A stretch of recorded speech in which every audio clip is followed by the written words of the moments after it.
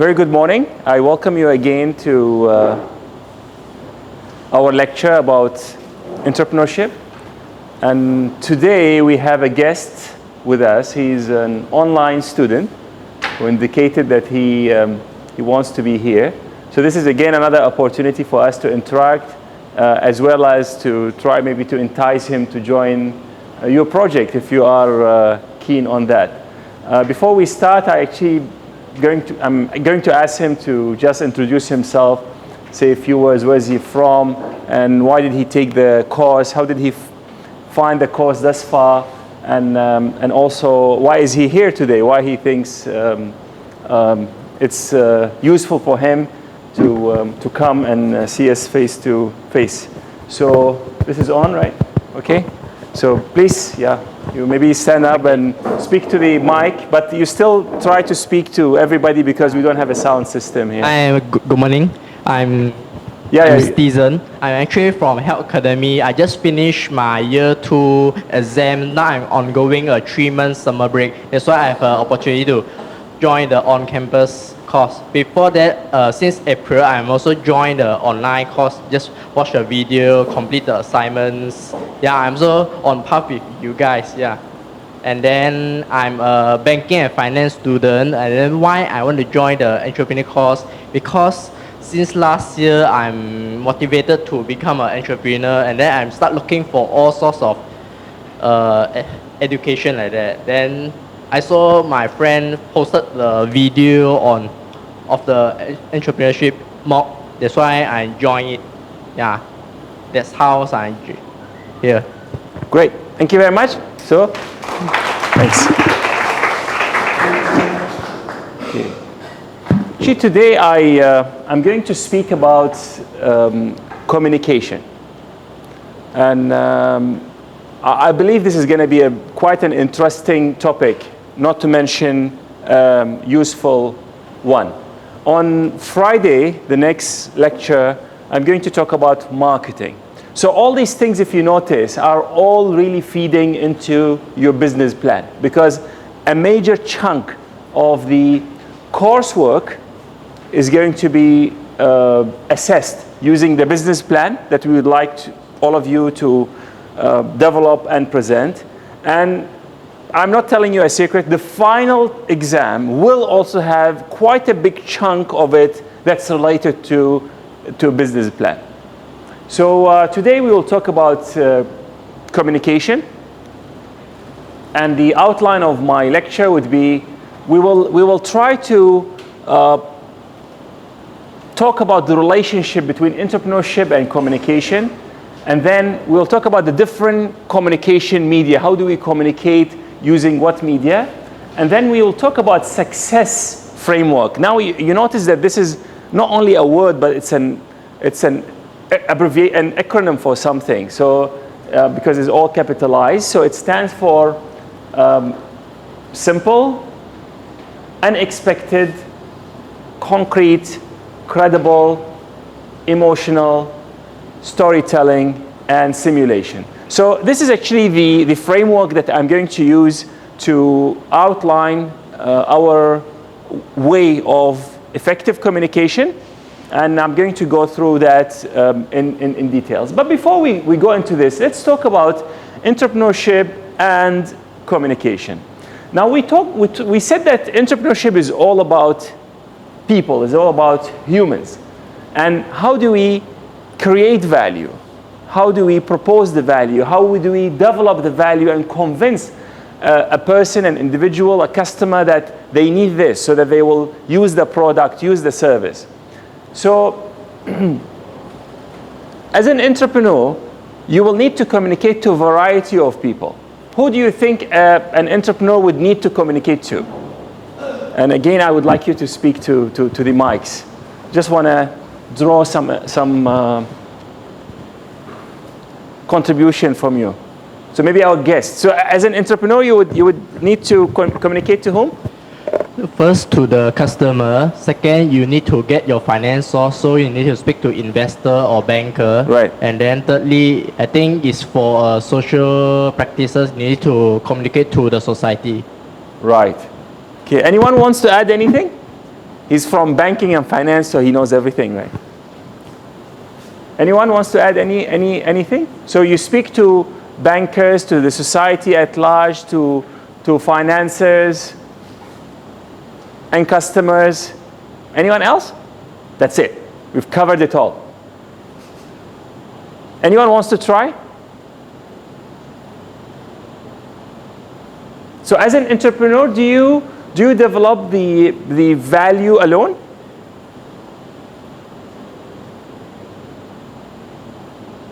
Then who you develop it with? Maybe trying to communicate with engineering. Some engineers because maybe sponsor some ideas. Right. But if you are an engineer yourself? But no, I'm as an entrepreneur. As an entrepreneur. So what you are trying to say, you will have people working with you. Could be your workers, could be your employees. These also people that you want to talk to them. So if you are running a restaurant, it's not only your neighborhood and your customer and the people who will give you money, but your waiters, your cooks, your chefs, all these people, you will also need to communicate with them. They need to know why are they there and why they are working for you. So you guys have got it right. So we need to communicate for our supporters, our financiers, our bankers, so that eventually they know that this is a viable business, this is a business that has potential, so they will support you if you want money from them. Your customers, extremely important segment. You want to show them that your university is actually a good university for them to join. Your restaurant is a good place to eat. Your car is a very good car, a safe car to drive. And not to mention employees, because these are very important people. You want them to be with you, to believe in what you are believing in, to know why are you doing what you are doing. And through that, they will be able to help you deliver the value to your customers. So let's talk now again about this, and let's ask ourselves, why do we communicate? So why do we communicate? What is the objective of communication, you believe?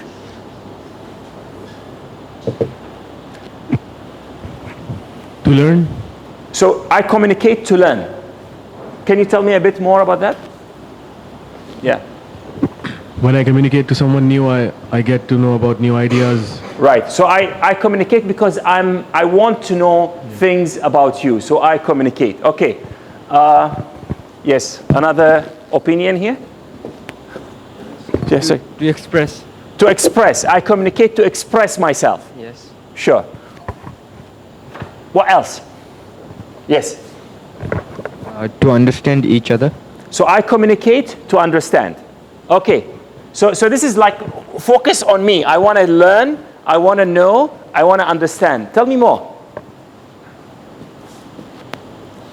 Okay. Give me a cigarette box, please.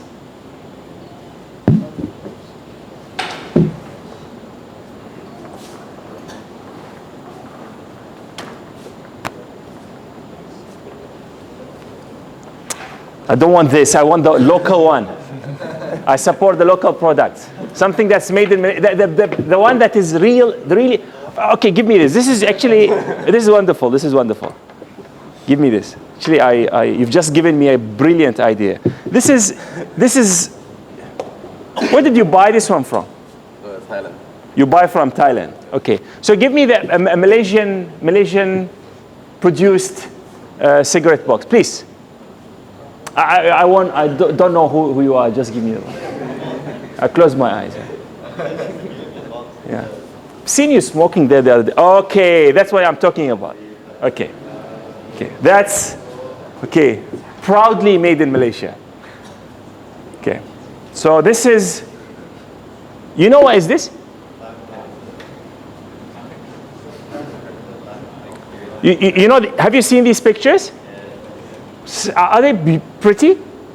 Do you know why he prefers this? Because it doesn't have the pictures, partly, right? So I've seen people take the cigarette from this and put it in this.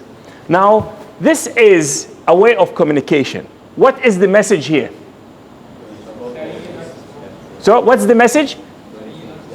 So don't smoke. The message is don't smoke. No, the message is that there are harms. I mean, So it's harmful. Harmful. Okay, so the message is this is harmful. Harmful. Okay.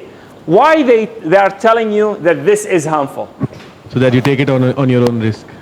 So you take it on your own risk. Right. So but you see, you are taking it on your own risk anyway. Why the government has made it a law that 50% of this has to be such a picture, and I don't know, 25% of the other side has to be this picture. So the message is, this is harmful. But what is the intention of the message? What does the message want? Discourage you? Discourage you, yes. So a message is there to change behavior. In an entrepreneurial setup, and actually in general in life, even when your parents are nagging you, why are they nagging you? They want to see a change in behavior. There's something that they don't like, and they want you to change. So although sometimes we communicate so that we express ourselves or to let you know why are we doing this, but at the end of the day, normally I communicate. Even when I express myself, I tell you, look, this is very important. I would like you to come on time, because the behavior that I want to see is you guys come on time, to know the importance of this. Okay, thank you very much. Okay, so you try this. It's from Thailand. It's very good. Very good for your health. It's not like this one. Yeah, okay. Right. Thanks. So we communicate to have an impact and to change behavior. You think about it, if we communicate through an ad, we want to see a change in behavior. If a university puts an ad in the newspaper, they want you to register. If a car company puts an ad on TV, they want you to buy their car. If restaurants say, I'm giving a discount or I'm having a happy hour or whatever, they want you to come and use their product or service. So this is extremely important, because we want to know what is the objective, and eventually we need to see whether the message is successful or not. So to a customer, we want them to purchase, to register, to donate. You know, sometimes what you want is a donation. That's how you develop your message. A banker, you want to speak to them so that eventually they say, please take our money. Please, take this and run with it and run. This is a great business. And an employee, you want to communicate to them the importance of this work so that they serve your customers better. So they know why you ask them to to come and work on weekend, and because this is very important to the mission of the business. And if they start believing in the job that they are doing, if it's a university or a restaurant or a hospital, they will serve your customers better if they know why are they doing it. So if the reason for communication is to change behavior, then the communication is successful when the behavior is changed. So if my objective is to make you buy my product, and that advertisement make you buy the product, or that message that I spoke to, or the talk that I gave you, or the sermon that I have given made you donate, purchase, register, do the behavioral change that I wanted to see, then that is a successful communication. So communication is successful when the intended message is received by the audience. So when I put a picture of lung cancer kind of, or any body organ, the other cigarette companies who use, I think, amputated toes and fingers, all sorts of things. So the picture is there. By right, you want you want the right message to reach people. So what is the message that you want to reach? Is the message is smoking is bad, or smoking is is bad for certain people, is good for you? I don't know. So the intended message is received the intended audience. So that's the first part. Secondly, you need the intended message to stay in the minds of your intended audience, so that when it's time to make a decision, they will make the right decision. I give you an example. You watch an advertisement about a car, or you read whatever essay about a university. You don't go and register on the spot. I mean, seldom you will do unless it's like a sales and you can buy only 3. I mean, there are a limited amount of stock, and you have to, you take it or leave it. You make the decision now or not. But in most of the cases, the customers will go survey the market, will talk to other, suppliers and providers of the service. So often there is actually an opportunity for the customer to think about it. So what will happen here is this. You want the message to stay with them, to stick with them, so that when it's time to make a decision, they will make a decision. Sometimes, for example, an educational institution try to reach you years before you even ready to join the university, because they want you to know about them, so that when you are ready to join, you are one of the choices that you will be considered. And eventually, we want the desired behavioral change to take place. So that's these are key. I want you to keep them in your mind. So you have a message you want to communicate. So the message often would be, in an entrepreneurial setup, your value proposition. Why your restaurant is better, or your car is better, or your massage center is better, or your university is better, or your bar is better, whatever. So that's your value proposition. Now, you want it to reach the right message to reach the intended audience, and you want the message to stay with them, to stick in their minds, and also at the same time, you want them to eventually make the desired behavior, the behavior that you want them to do, which often be a purchase, a donation, a registration. So is this clear? Now, I'll talk about the communication media, and these are how do we communicate. So we could communicate verbally. So this is the way your parents communicate with you. Why are you late? Why are you playing computer games? Why are you, this sounds familiar, right? Why don't you study? And it could be also a leader when he or she gives a speech. A religious leader gives a sermon. This is all verbal. A lecturer teaching you. This is all verbal. I'm talking. I'm trying to, convince you that this is a great course. This guy come from a different university. He came very early to my office trying to check where the venue is. So I'm telling you, look, this course has a value. You guys have to appreciate it.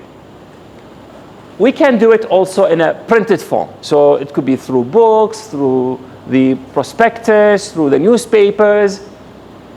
It could be visual. So through pictures, through billboard, through TV, it could be through social media. All these are channels where I could design a message to intended audience, thinking of what kind of behavioral change I want.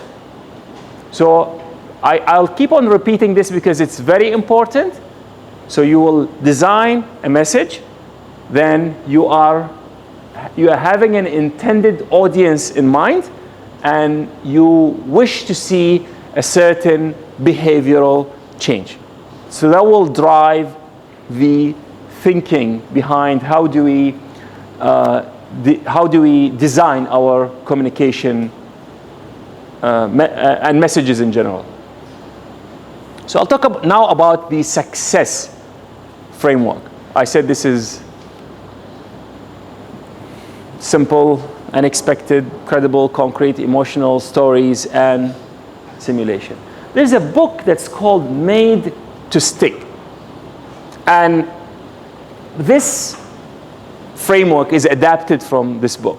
I highly recommend this for you to read. It's by Chip Heath and Dan Heath, and I believe we do have it in the library.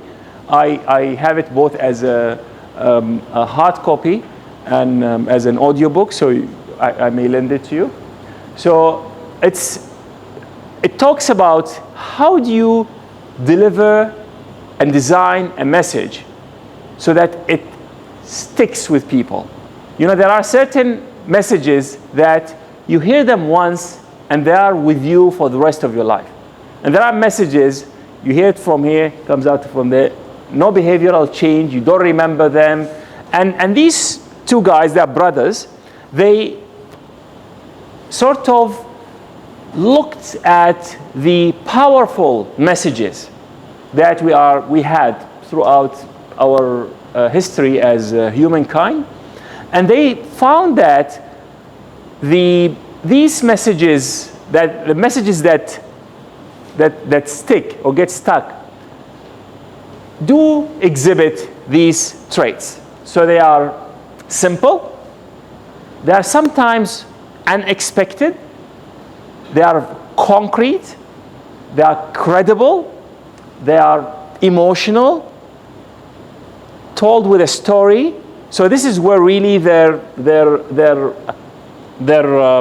framework ends. And I just added the other S, which is simulation. I thought it will make it more complete, and I'll talk about it a bit more. So what I will do, I'll go one by one, and I'll talk about how to make a message simple, how to make it unexpected, how to make it concrete, credible, how to infuse emotions in it, where to get a story, how to tell a story, and what do I mean by simulation. So how to make a message simple? We actually need to strip the message to the core. So if I want to talk about smoking and it's being bad, I don't want to give you like statistics and data, and you eventually get so confused. You say like, you've confused me, I need a cigarette. Okay, so it needs to be done in a simple way so that you can understand it. So what is really the core of the message? What is the heart of it? The only one or two things that makes the message. Then you have to make it compact. So you cannot say it's simple, but it's told in 10 pages. This is going to be difficult. This is not simple. So when you stick to the core of your message and you make it compact, then this is a way of simplifying it. You need to make it available in the memory. And making it available in the memory could be done using pictures, could be using a song, could be, you know, if you could convert the content of the course into a song, then it's easier for people to remember, because we could just remember a song rather than try to remember a lengthy equation or a 10-page kind of description of a certain thing. So I'll talk about this, for example. So this is a very simple message about diarrhea. You know that 2 million children die every year because of diarrhea. And interestingly, you can actually prevent these deaths if you could rehydrate the children. You know, children don't really die directly from diarrhea, but die because of dehydration.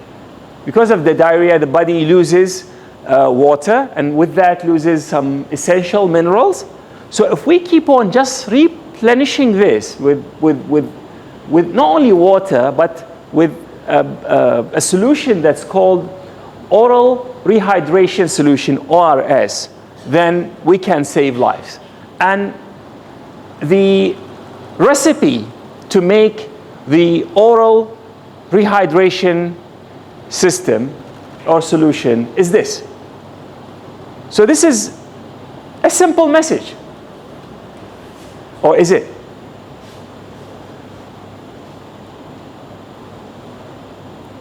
So what is the message here?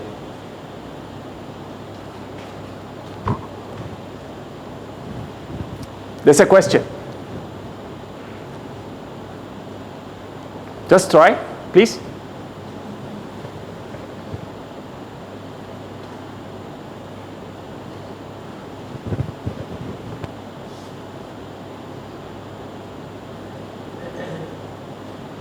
Just try whatever you are thinking of.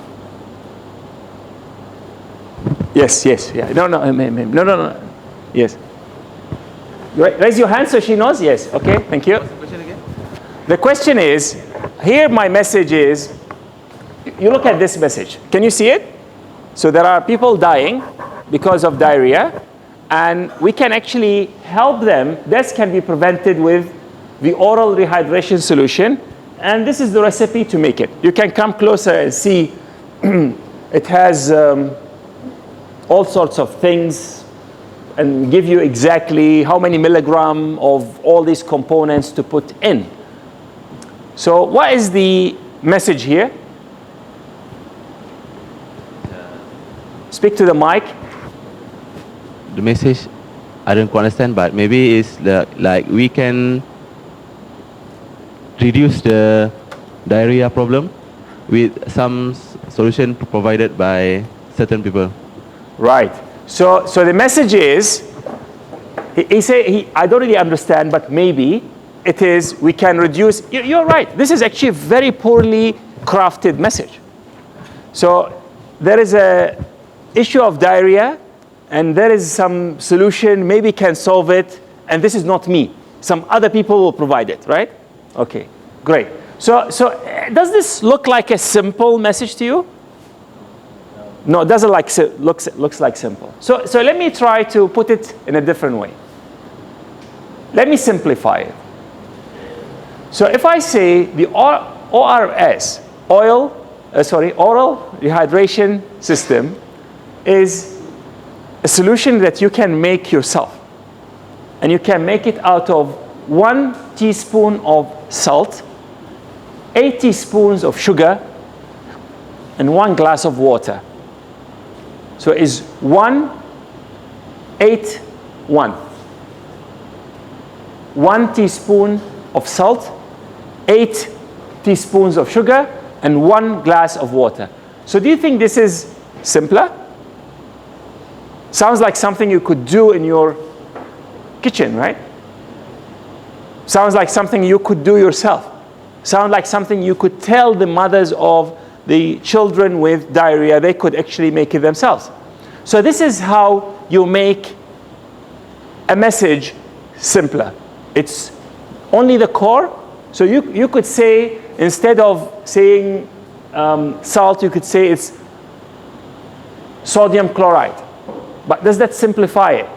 No. People not necessarily know that NaCl is the table salt. But if you say it's just salt, then everyone has salt and has access to that. So if you recall, we say it's going to be, the message has to become compact. So it's a short message. And also it has to focus on the core. Now, is this a perfect solution? Rehydration solution? Maybe not. Maybe it's missing 0.001 milligram of I don't know what, but that's fine. That's fine. Now we will talk again about the same message as we progress, but this is how you can take a message and make it simple. Now every one of us would prefer a simple message. Every one of us would prefer the message to be done in, short, to be compact, to be stripped to the core, so that you know that without the salt, this is not the ORS. oral rehydration solution. Without the sugar, it's not the oil. Without the water, these are really the core. You remove any one of them, and you won't have the intended effect. So this is the S. This is the simple. Unexpected. Now I will want a volunteer to come here. Someone maybe who missed the classes for some time, exploring the region. Somebody, would you like to volunteer? Please? Just stand here. Oh, you volunteered. Okay, come. Take off your glasses. Okay, so I want you to give us the expression on you when you are surprised.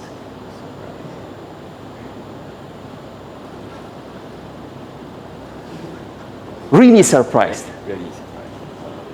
Look at the camera. Look at them, yeah.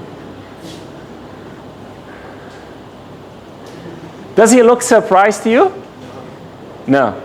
Okay, so Asad will show you how a surprised person will look like. Okay, come here. That's good. Okay, you see how a real person when he's surprised. Yeah. Take off your glasses, please.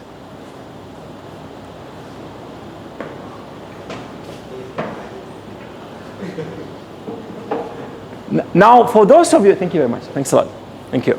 Now, for those of you who have watched the last lecture, the video of it, you know that the last part, when I told him, do you know the water that you are drinking come from the lake? What did he say? Really? Yeah. So he was, that's the last thing that he actually expected. Now, there is a reason why I'm saying this. You know, if you are angry with someone, how would you look like? Is it like this? Your eyes will narrow. You're focusing all your energy on this because this is danger. This is something that needs my attention now. I have to do something about it now, and I'm making you know that this is. So if I'm like this, do you think I will pay attention to other stimulus in the environment? Actually, sometimes I don't even hear people telling me to calm down. No, your heart, and you just try it. As I speak, because I do this, I feel like my heartbeat is increasing. I feel like I have an issue with him. Okay, but when you do like this, you know, you open your eye. You want to see what's happening. What I'm trying to say, when you surprise people, when the eyebrow becomes like that, you put them in a position where they are ready to learn. If I or you or anyone, when you deliver a message, you can put an element of surprise, then you can make people listen. So for example, can I get this again? The cigarette box? Okay. So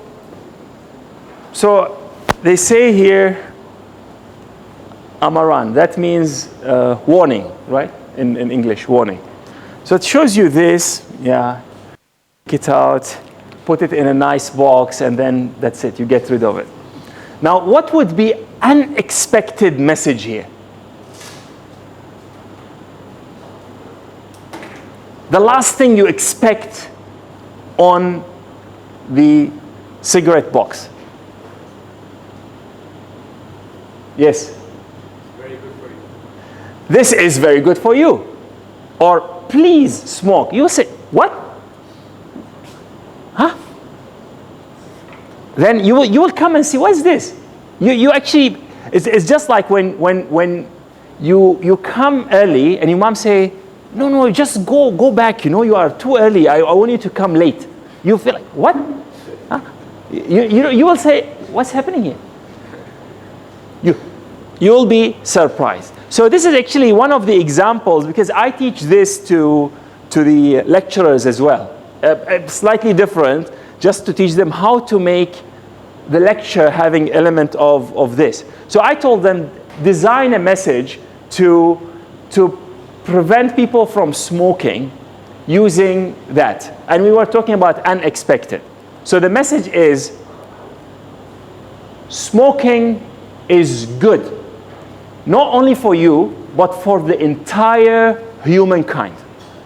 Please smoke. Do you know why it's good for the entire humankind?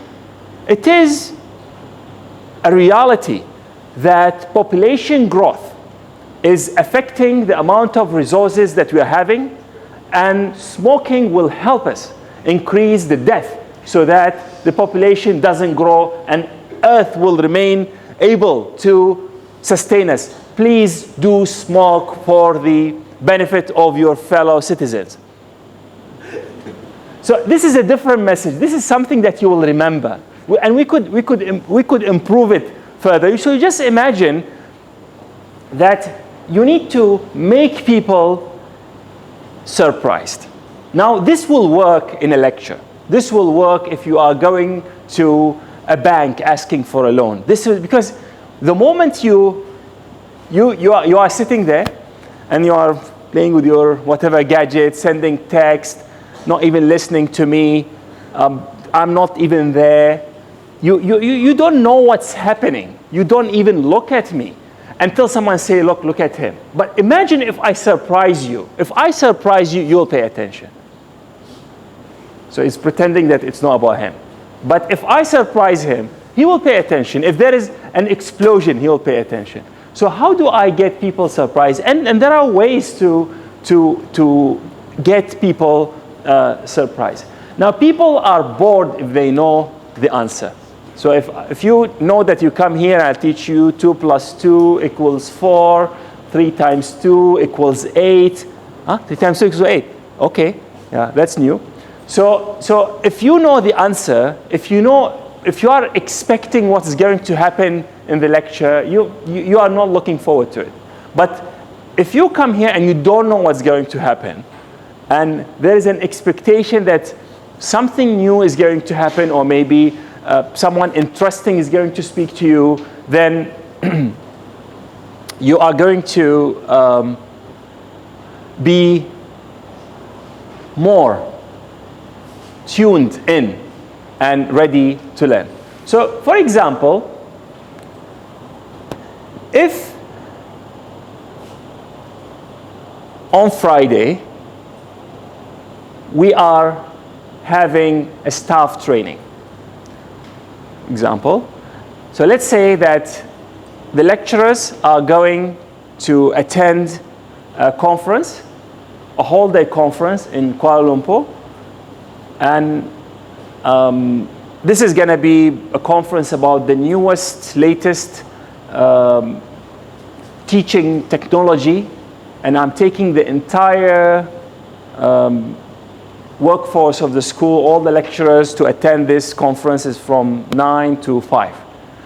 We are spending a lot of money on this. It's very important. We expect that the lecturers are going to be well equipped with the latest teaching methodologies, and they'll be aware of what's happening in and around the world when it comes to higher education. How would I deliver this message differently to the students? How do I tell them that, we are going to go to this great conference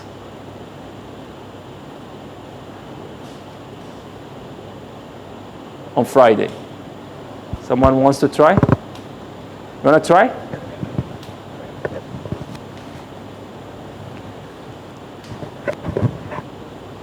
can say that you will have some, we are going to promote someone and we need a better skill, and better skill people to promote, and we have this event to train you to have better skill, or maybe you can like add your salary, add their salary.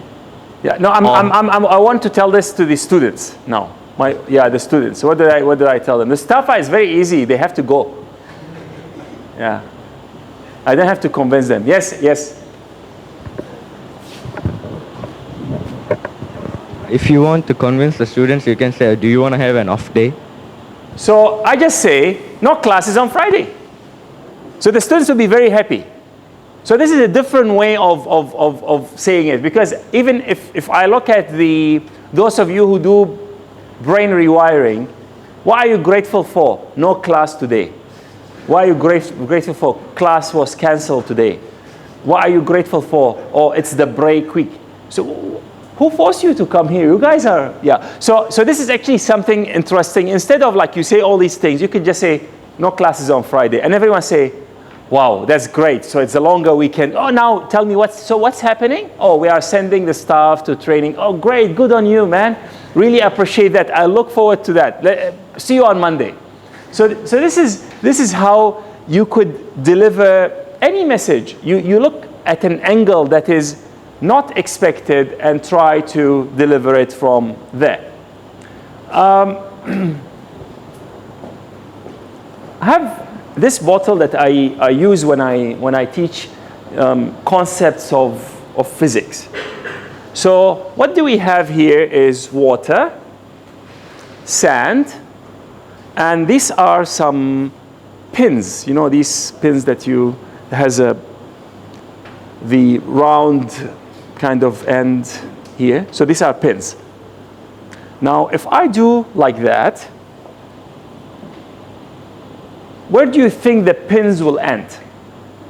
On top of the sand, bottom of the sand, or where? You have to guess. Huh? The bottom, because they're heavier. Can I see them?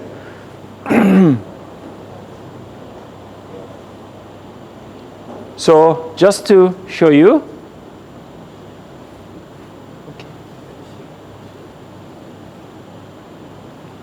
I cannot see them anymore. Is this something that you expected? Or you expected them to be down there, right? So that's expected.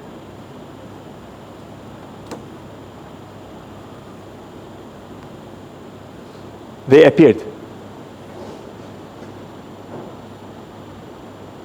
So if this is something that surprises you, you hopefully say, oh, I thought they are down there. How did they go up? Then I could say, no, actually, they did not go up. The sand went down.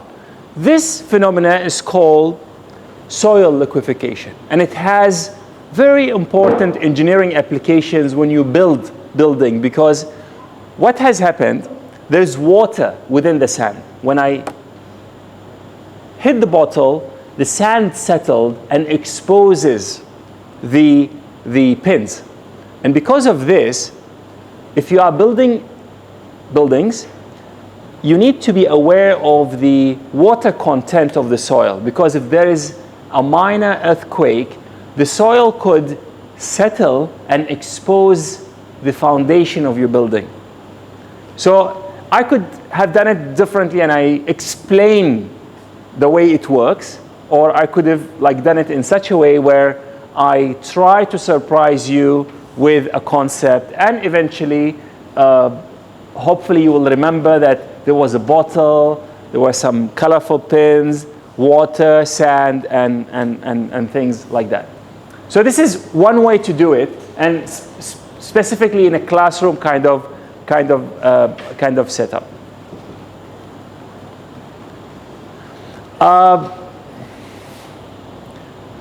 Radio in a pocket.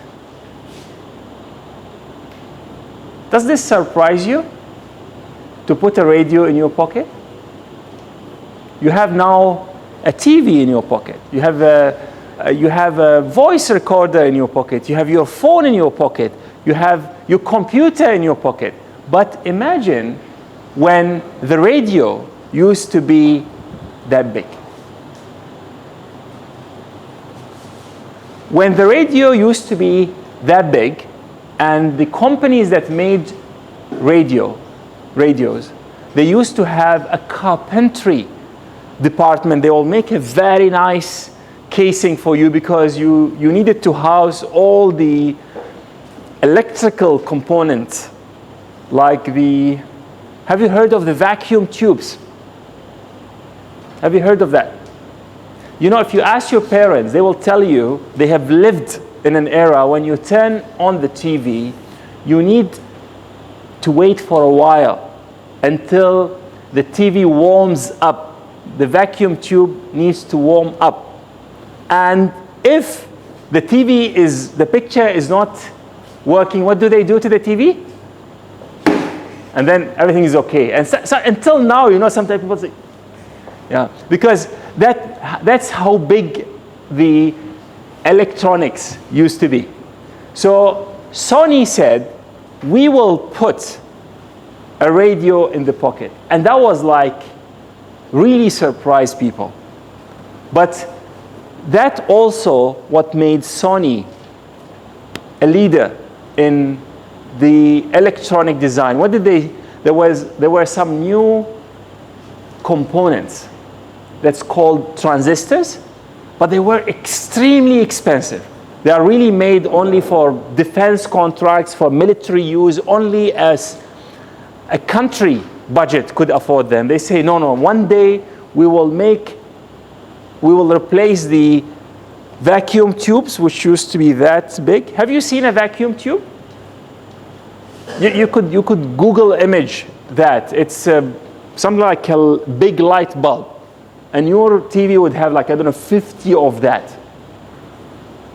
So this is a surprising message that could cement the position of a company like Sony. So Sony used that vision of, which is very surprising, didn't know really whether they could do it or not, a vision of a TV in a pocket, and they used it to influence their customers and influence, more importantly, their employees, the people who work for the company, by telling them that, you know, how great the world would look like when they achieve their, their mission.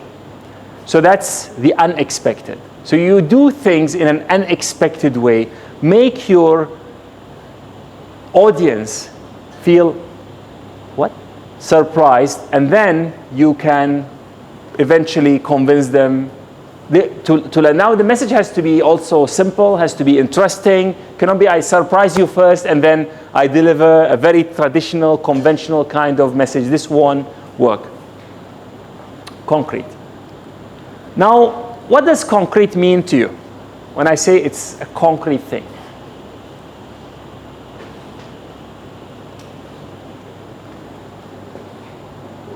This is a question. Please.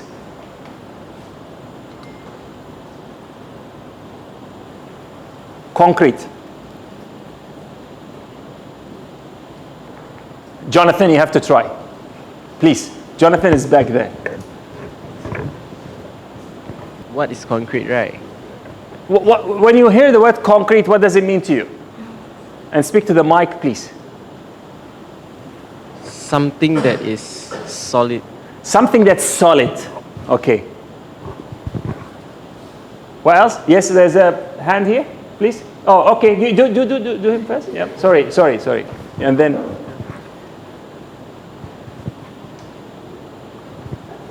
Construction material. Can you? Construction material. Is a construction material. Okay. And something solid. Yes. What else? Yeah. One. Okay. Sorry. And then you. Something that doesn't fail. Something that doesn't fail. Something that doesn't fail. Okay.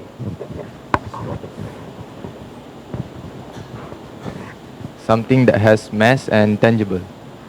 something that has mass. And tangible. And tangible, something that I could touch, something that I could feel. Good. Anyone else want to try? Okay, so let's say you are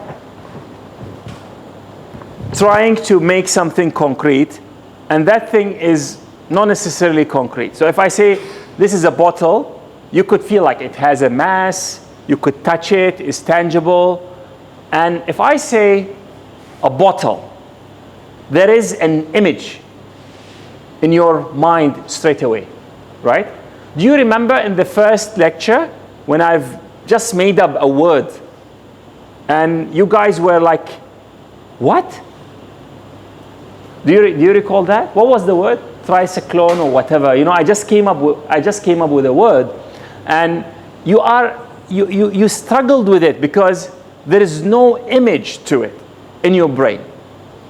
Now, what makes things concrete and you feel that they are tangible is when your brain could process them. There is a real image for it. You will know that this bottle looks like this, could be like a bit bigger, a bit smaller, but you would know that this is a bottle, this is a bottle, that is a bottle.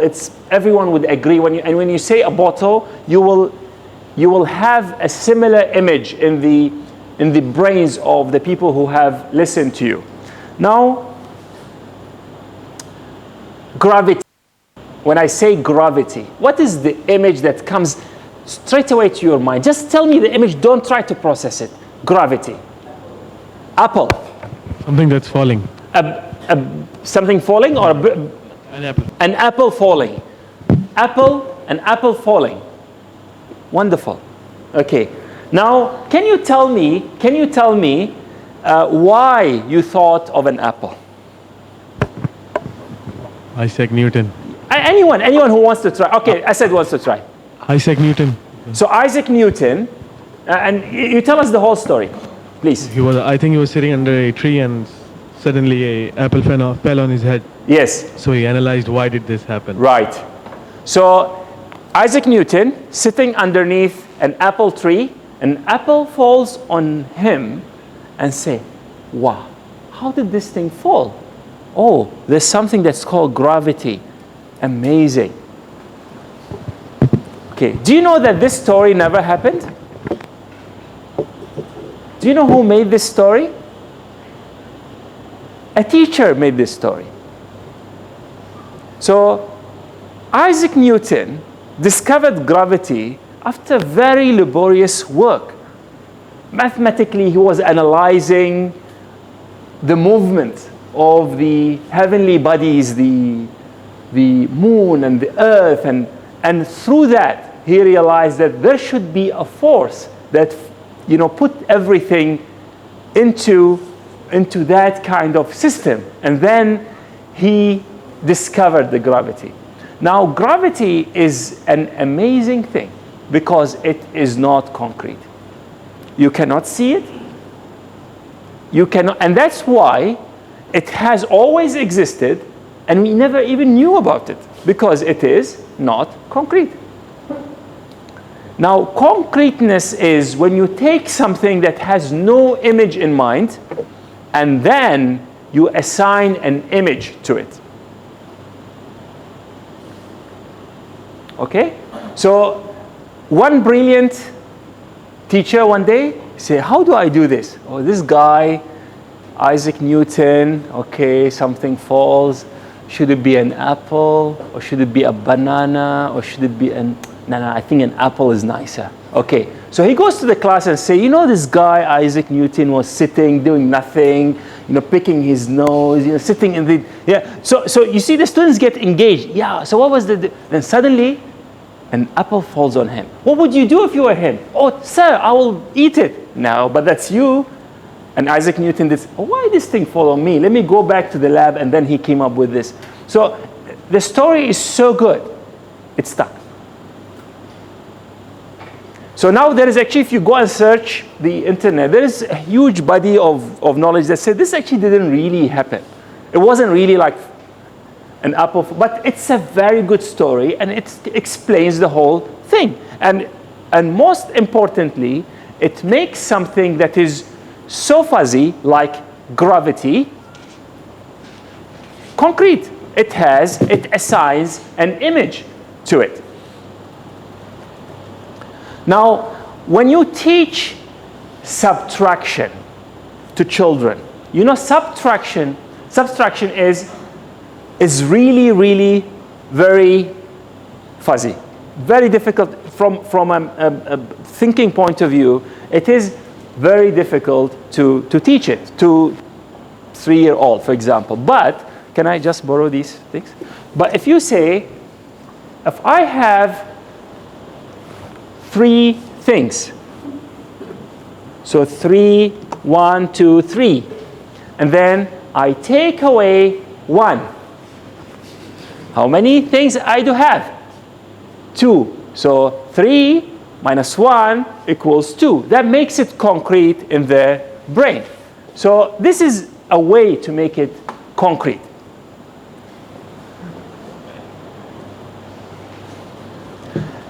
And images, pictures. Why are you guys laughing? Huh? Oh, you had a phone. Oh, he had a phone. Oh, sorry. My memory is failing me. Okay. So when you create an image, and you could assign an image. So you could come up with a totally new value proposition and assign it an image. So for example, creating a logo for your company is making something concrete. So now when you see the logo of Mercedes, you would know this is a car company, and then you could, as you move on, add things to it. So this is well engineered, this is quality, this is status, and you keep on adding to that. And whenever you show that image, it will invoke all these thoughts into your audience. So that's how you make things concrete. You need to bring things to life. So I ask you a question. How fast is your computer? Yeah, you have a computer in front of you. How fast is that?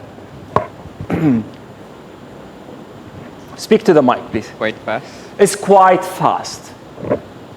And how fast is quite fast? Takes about few minutes, about less than 1 minute to start up. Takes less than 1 minute to start. Okay. So how fast is your computer? Oh, you have one there. Yeah, right. Yeah. i5. High five. i5. i5. Yeah. What is that? Process. So the processor is i5. So how fast is that? Slower than i7. So this is slower than i7. Now you imagine you are selling a computer, and you are trying to tell the people, your customers, that this is a fast computer. So what does that mean? So to him, it takes less than 1 minute to fire up, and then you are telling me it's i5. And SSA, so i5 is actually not really that good. So what is this? What? So this is i5. So it's not good, you know. You have to change, yeah, because there's i7 somewhere. So this is really confusing, and especially when people don't know about, you're going into you want to purchase a camera, or you want to purchase a phone. So they say, okay, there is the 16 gig and the 46 gig, right? So which one should I buy? Well, 16 gig is also okay, yeah, but I think the 32 may be better, but the 64 is, so you need to know what does that mean in terms of your needs.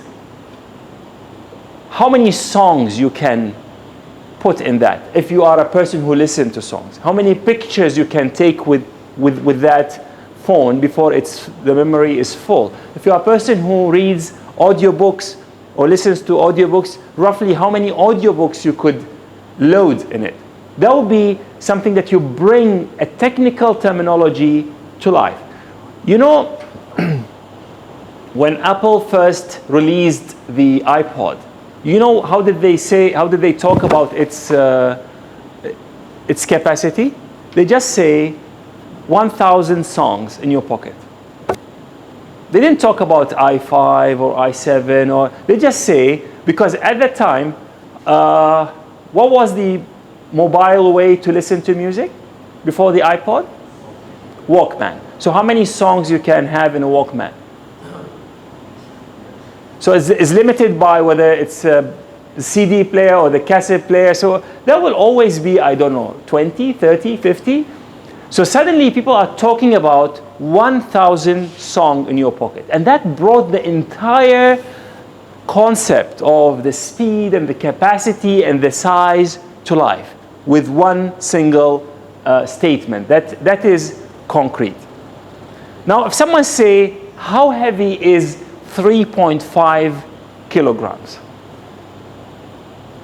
What would you say? Or if I give you this chair, and I say, how far is this from 3.5 kilograms? Or what do you think is the weight of this? Okay. Try it. Try. So what is the weight of this? 5. 5.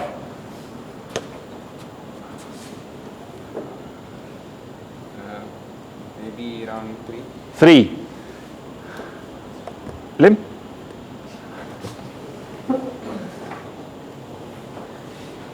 3.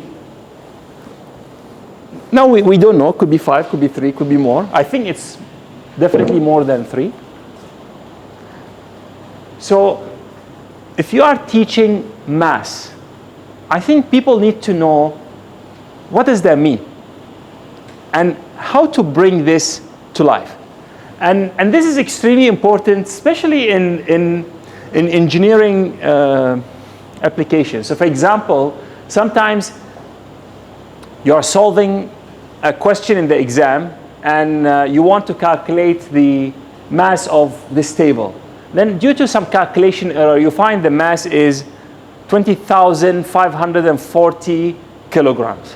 If you actually know that there's no way the table will be that heavy, because of it's concrete, you have a feeling, a tangible aspect to it, then you'll say, oh, let me check it out. But if for you 3.5 kg I actually don't really know, then it becomes a bit difficult to talk about that concept. Now, when we talk about weight, can I have this bottle? So this is, what is the capacity of this in terms of volume? 1.5 liter. So if you fill it with water, this would be 1.5 kg. This is actually a very good indication for you. Then you could compare things to it, and through that you bring things to life through concreteness. So this is how we make things concrete. So we talked about the message to be simple through stripping it to the core and making it compact. We talked about making it unexpected, and we talked about making it concrete. So yes, please. Just a comment for the i5 processor. People have they have a reference that i2 they came first. Then when i3 comes, it's faster than i2. Then right. i5 is faster than this before. Right. So it's something related to. Sure, but I will say something. This is the first time I hear of i5. It's an operating system. Yeah, but it should be faster than i3, i2. So. Right. Yes. Yeah, but you see, I don't know, maybe now in the market there's i20. No. How would I know? So you imagine that you are selling computers. Okay? Okay. And imagine that there are so many people maybe buying computer for their kids or buying computer for the first time, and then you want to convince them that this i5 is better than so this i is a Sony thing, right? Not no? Sony. Intel. Is an Intel. Yeah. Oh, now they are talking about, so there's no more Pentium 4. yeah, okay, so they're talking about the I don't know, I'm using Mac, so I won't know. So okay, so how do you compare this to the iOS? I mean, we know iOS is better, right? No. So this is the part when people are thinking. So I haven't used computer before, and I'm thinking whether it's going to be the I, or I mean Sony, or let's say Apple. So I will need to know things about it, and you need to really make it as concrete as possible. I mean, saying that i3 is faster than i1 and i7 is faster than i5, okay, so what? So how is this better than the other competitor? You know, you get what I mean? So if you could put it in, you ask me, so what's your application? Oh, I want to do maybe simulation. Oh, I think this is going to be very useful for you because it processes fast and it can do two things at the same time, and it can do multitasking, things like that. To bring it to life in terms of my requirement. Well, you know, when you buy a camera and then they talk about the capacity, they talk about the megapixel. What does that really mean? Does it mean if the more megapixel, the better? Yes. Do you agree with him? You know, I've seen sometimes pictures, especially when it comes to the phone, even a smaller megapixel could give you a better quality. Because there's other aspect to it. How do you process it? How do you, so that it's actually goes beyond that. So, but if you say, okay, if you are taking pictures at night, this is a better choice. If you are taking pictures during the day, this is a better choice. If I give you all the megapixel in the world and you don't know how to take pictures, no matter what, you know, the picture may not be good. So you need to bring this to life. So if I have when is the limit beyond which actually the fineness, the number of megapixels stops to be an issue anymore? So now we're talking about what, 16, 20? Okay. So is 50 better than it? And I'm paying double for it? It's not necessarily. Depends on the size of the photo, because most of them is in small screen, so it doesn't matter now. Right. Okay. So now we are talking. So you'll tell me, how big is your screen? Is this something that you are going to use a huge billboard for, or you are going to view it on? Then, so if you're using this, I think 5 megapixel is good for you. So that's the best way to spend your money. You need to bring this to life so that I can feel it, even if I'm not in the field. Okay? Thanks. Thank you for the question. Any other question? Okay. So now let's we go back to the diarrhea message. So do you recall how to make an oral rehydration system? How to make it? To the mic. 181. 181. And 1 would be 1 what? 1 teaspoon of salt. Yes. 8 teaspoons of sugar and 1 glass of water. Okay. So that's simple message. So imagine that, you see, and let me show you how to make it. Okay. Pay attention. Can you see? So this is water. This is sugar. Each one of this has 2 teaspoons of sugar. So I need, how many of these? 4. So everyone is 2.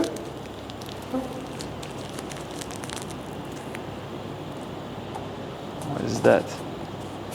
No. Okay. So this is sugar.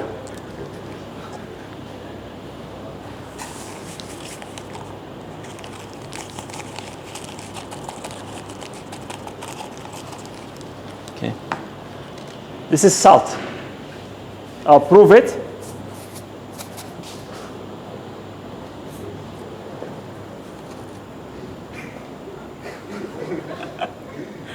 Taste and tell us what is that. Salt. Okay.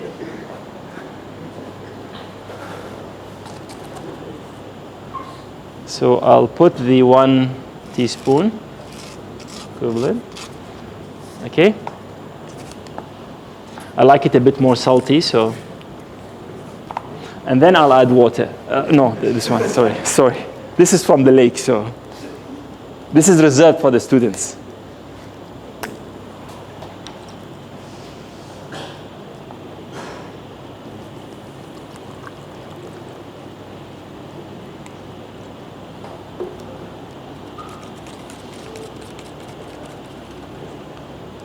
So that's the oral rehydration solution. Anyone having diarrhea today? No. Okay, great.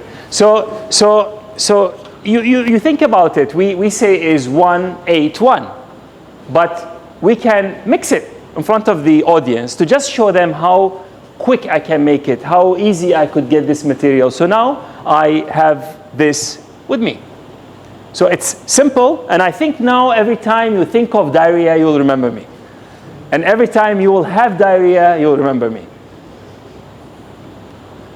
Now, let's talk about credible. So we talked about simple, unexpected, concrete, assigning it an image, and also the other C, which stands for credible. Now, people need to believe the message. Somehow, they need to believe the message.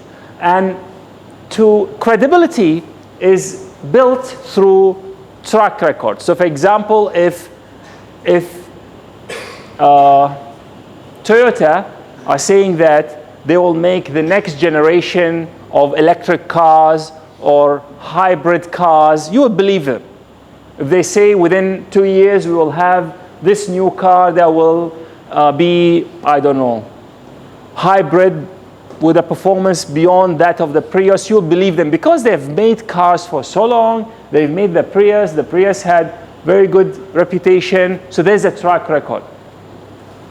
Achievements. So if you have been doing very well in your studies, and if you tell your parents, your sponsors, whoever, I'm going to do even better in my final year, because of your previous achievement, people will believe you.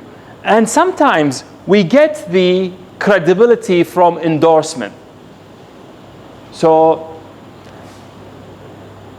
if I'm using toothpaste, if I have a new toothpaste and I think that this new toothpaste is really, really good, but it doesn't have the track record. People haven't been using it for a very long time. So I could say, you know, this famous dentist is using it and he or she is endorsing it. They say it's a good product. Or I don't know, this shampoo is used by this supermodel, that's why her hair looks, you know, so soft. This is all endorsement. This is all to make your message credible. That's why if a famous person using the watch or utilizing that shaving cream or that shampoo, it means it should be good because this person won't just simply, normally, just lend his or her image to the product. So this is all in pursuing or looking for credibility.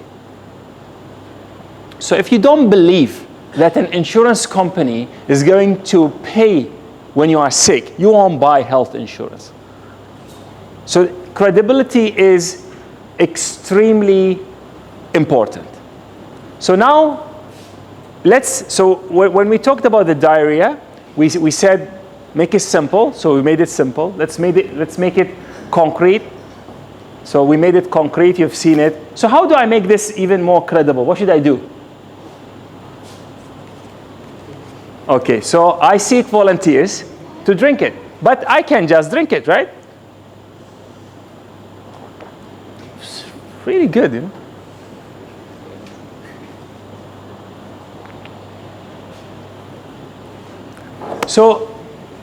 So you need to make it.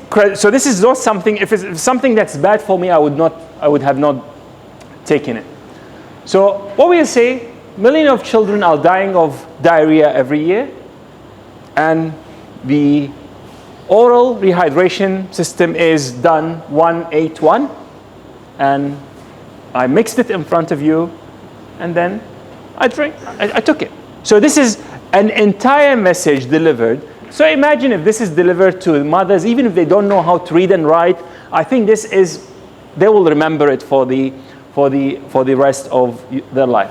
I have another example about credibility, which is having a similar notion to what we have done now. Barry Marshall is a doctor. He's an Australian. And this guy discovered something extremely important.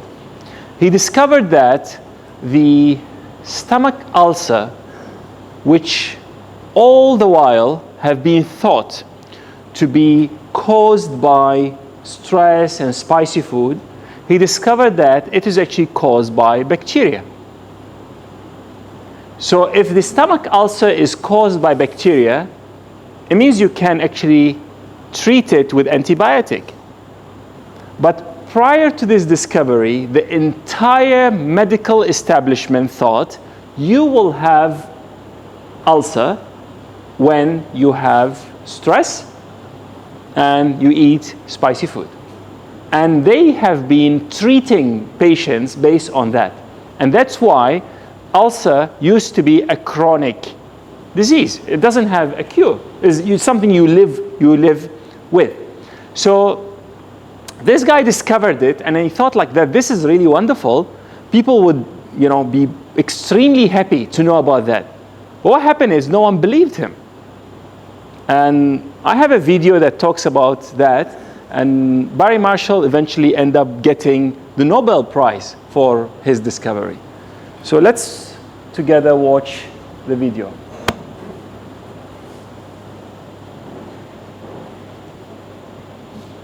He was the Perth scientist who became the toast of the medical world after solving a conundrum that had perplexed doctors for 100 years.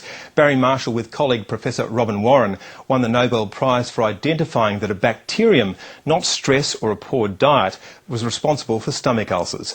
Robin Warren is now in retirement, but Barry Marshall is on the way to trumping even his own spectacular discovery. He and his team are about to start human trials of a system which could one day deliver vaccines for everything from the flu to cholera without needles. And he's using an old friend to create the very first edible vaccines. Ros Thomas reports. This little bug that so many people have in their stomach controls your immune system. You can't get rid of it, so it's possible to load something useful onto it, and it could carry a vaccine into the body and vaccinate you through the wall of the stomach. Barry Marshall's fascination with an odd little bacteria called Helicobacter pylori has become a lifelong obsession, a germ he now believes could help science revolutionise the way we immunise humans against disease.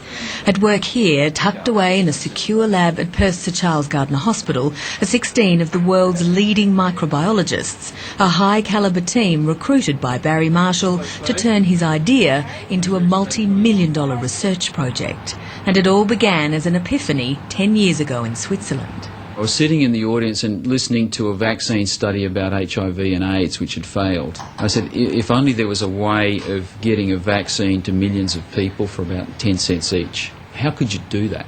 And I realised then that maybe Helicobacter was the thing to use. Hey Rob. Good to see you again. No one else had ever wanted to see what I was doing before. So to actually have someone come and ask to see it, I thought was pretty good. Long lives. Yeah. Once a year, these old colleagues meet up for a beer overlooking the Swan River. Between them, they know more about Helicobacter pylori than anyone else on the planet. But for more than a century, doctors had been convinced that no bacteria could survive the acid bath of the stomach. Medical doctrine held that stomach ulcers were caused by stress or spicy food.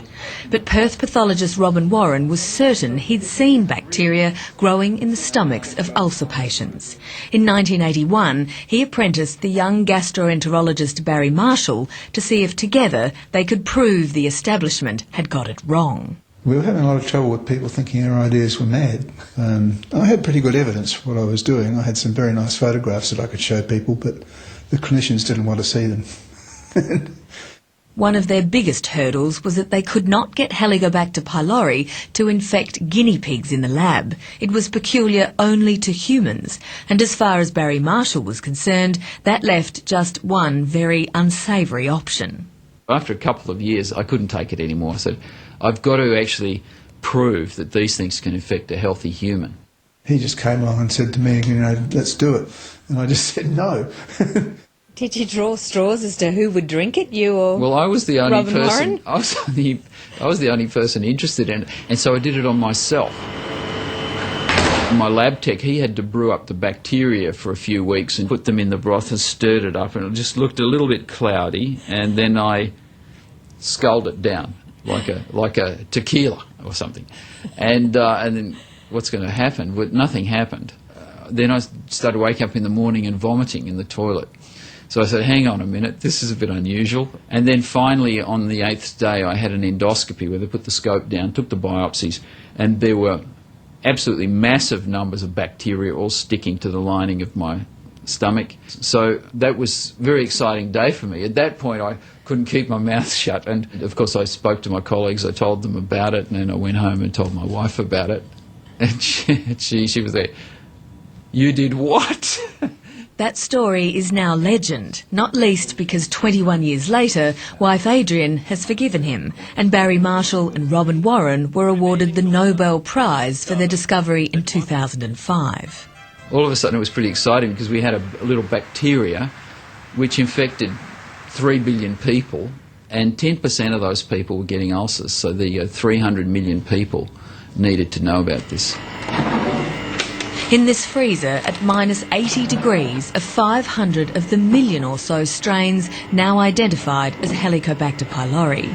One by one, Barry Marshall's scientists are testing them for their suitability to carry a vaccine.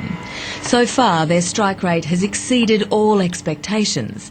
They have found 10 strains that appear to act benignly in humans, yet can still be genetically manipulated to carry a strand of foreign DNA from a disease like influenza. We can take a piece of DNA from, say, a cholera bacteria and put that into our Helicobacter, and then when it's in your stomach, just sitting there, not causing too much trouble, it starts producing the cell wall of cholera. And your immune system looks at it and says, excuse me, I need to do something here, it looks like I'm getting cholera. And so you make antibodies against cholera, and now you are immunised against cholera. Here he was thinking of H. pylori as a tool, not as a bug that causes a disease anymore. He's using it as a carrier tool for a completely different set of functions. And I thought, yep, that's Barry, and maybe he's onto something again. As head of gastroenterology at Sir Charles Gardner Hospital, Hui Yi is selecting the patients who will this month begin the first round of human trials to test the safety of the chosen strains. They won't cause the host any harm, and in time, once their usefulness is expired, we can just give them a simple course of eradication therapy and boom, off it goes. So it was just there for a while, carried the vaccines or whatever, and then it's destroyed again. Do you believe that this could well change the face of human vaccinations? This will change human vaccinations. I think we can do it. Once it's developed, you can make it anywhere in the middle of Africa with a solar panel. You don't really need to have a big factory or anything. And we'll control that from Perth. So what have we got on Thursday, Rachel? Even Barry Marshall's ties now bear the stamp of his favourite bacteria, and his life has become a whirlwind of international lectures, meetings of scientific minds and investor briefings. But his vision of a world where children need only sip a drink to be saved from disease is now about to materialise. What we're standing on is a whole foundation of the Barrys of this world, the scientists, the researchers of this world, who then create and innovate and make new things that help us to institute or provide better healthcare for more people. And I cannot tell you how many millions of dollars he has saved worldwide on his discoveries, how many millions of lives he has saved and improved with these sorts of discoveries. How far ahead of the rest of the scientific world are you with this one? We're ahead. So the problem is you never know what secret research is happening in the other universities. So it's a kind of an exciting long-distance horse race, if you like. Okay, so you've seen what this did this guy do to add credibility? Now, I'm not asking you to, risk your life to prove something, but it's just to show you a point that your audience doesn't necessarily you just bring them the picture or the evidence. They will just rush and run to purchase your product or sign up for your service. It needs to be credible. So we talked about being simple. We talked about being unexpected, concrete, credible. And again, when you design a message, please pay attention to this. I'm not saying that a message has to have all the components. Certain messages lend themselves more to maybe one or two out of these components of the framework. So let me just move on to the emotional part. So emotions by nature are very personal. So if you have a message about a conflict somewhere in the world, and that conflict, thousands of people are dying. You go and say thousands of people are dying somewhere, people don't really listen to you. But if you pick a story of one individual and personalize it, people will more likely going to be listening to you. So the reason is we as humans are wired to empathize with an individual. So you say, this is a person just like you. He goes to school, but now he is unable to go to school because of this. And then I could start seeing myself in that position. If it's an elderly person, my father in that position. If he or she is a child, I could see my children in that position. Rather than if you say there are thousands of people are dying. Now the other thing is, when you say there are thousands of people dying, I feel like, oh, so what can I do? Can I help thousands of people? It makes me feel like helpless, unable to do something about it. But if you say there's one child who is unable to go to school, and if you donate, maybe you can change her or his life. The message is very, very much different. So it needs to be personal.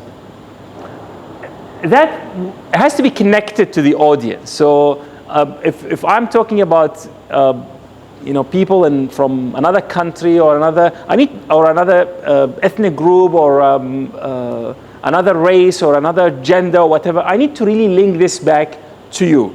So it has to be personal, has to be connected to you if you are my audience, and I wish that you change your behavior, donate, register, do something different, take care of your pets or whatever.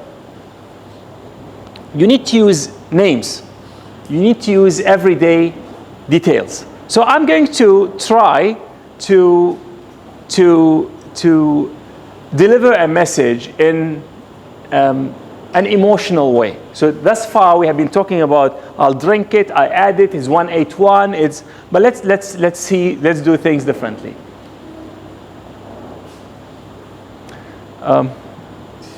Can you see this is? So this is Akila. She's 4 years old, and she actually likes to go to her preschool. And when she grows up, she actually wants to be a teacher. And she's one of the children who were saved by the oral rehydration system. She had diarrhea, and normally where she lives, children would die, but the oral rehydration system actually managed to save her. And you know what's the oral rehydration system? It's a simple solution that you could make yourself from 1 teaspoon of salt, 8 teaspoons of sugar, and 1 glass of water. And her mother did that, and she saved her.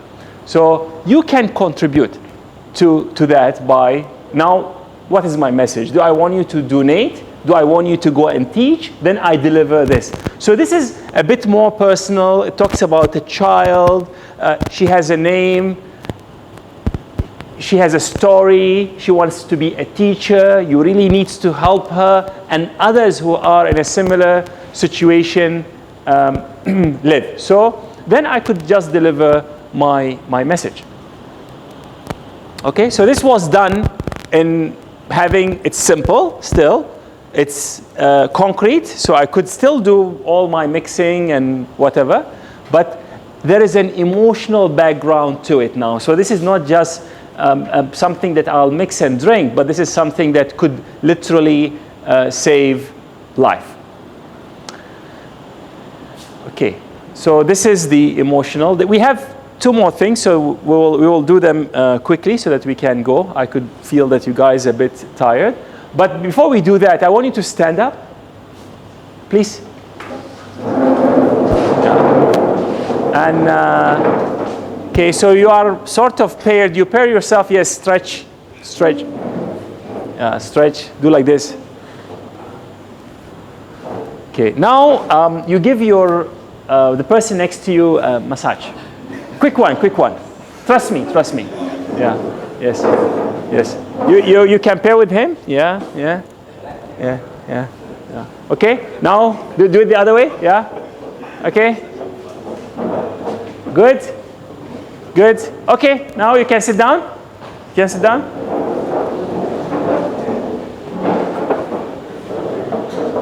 Great. Feeling better? Okay. You need to be able to tell stories. Now, I know that not necessarily every one of us can tell good stories, and that's extremely, that's acceptable and it's fine. So the story maybe is something that you could borrow. So Barry Marshall was a story. Now, if I want to motivate you to appreciate the fact that you are in a university, I could pick a story from somewhere, and I have a short story that I want to share with you. So the objective here is to make you more motivated, feel grateful that you are in the university, and let's see the story that I choose actually to just play it. So I'm not saying anything, I'm just inviting you to watch a video with me. Gus Filippi has a full-time job as a janitor at New York's Columbia University. But on Sunday, Columbia will award him a bachelor's degree with honors, along with many of the students he's been cleaning up after. Some of them were surprised, and it happened to me. Wait, didn't I see you in my class? Yes. So you work here? Yes. Good. It happened a couple of times. Filippi left his war-torn country of Yugoslavia nearly 20 years ago, knowing virtually no English, but armed with a fierce determination to make it in America. He pursued his dream of a university education by taking advantage of Columbia's offer of free courses to its employees, a university where full tuition normally totals $45,000 a year. Often working overtime, it took Filippi 12 years to finish his studies in the classics. Many times I did not sleep at all, especially when I had to write papers. He always, really held his head high because he knew he had multiple goals that he was going to achieve them. I was mostly with half of my mind thinking about my classes and about maybe one day is going to be something better. Filippi says he sent most of his wages back to his family in Montenegro. He regrets that his father, who died recently, couldn't live to see him graduate. Especially, says Filippi, because his dad thought his son wasn't too smart. I would like that people, when they look at me and at this age that I graduated, they do not feel ashamed to go to school. Filippi says he may not be going back to his cleaning job, but he'd like to stay at Columbia, perhaps in pursuit of a master's degree. Tom Ackerman, Al Jazeera. It's just a story. So it depends on what I want to tell you. And there are so many stories now you could just, take from variety of sources. Now, you could do the story by, if I'm lucky enough or have access, if I could bring this guy here to tell you his story, that's even more powerful. So it depends on what do you want to do. So I want you to take these things with you as you think of your human-powered vehicle or your, Korean restaurant or whatever business you are thinking of. How do you build a story around it, that when you have in your mind what is the message, who are the audience, what's the change in behavior that you want to achieve, and then you do it through maybe the storytelling part. So it needs to be a simple, so you need to know what is the message, you need to know what is the behavior. You don't just come and tell me a story and then so what should I do next? I don't know. It's just like it's a nice story and it ends there. So here the change of behavior, maybe I want you to be putting in your appreciation to say, wow, I'm grateful today because we had class, rather than I'm grateful because the class was cancelled. Example, if this is a behavioral change that I would like to see. I'm just using this randomly.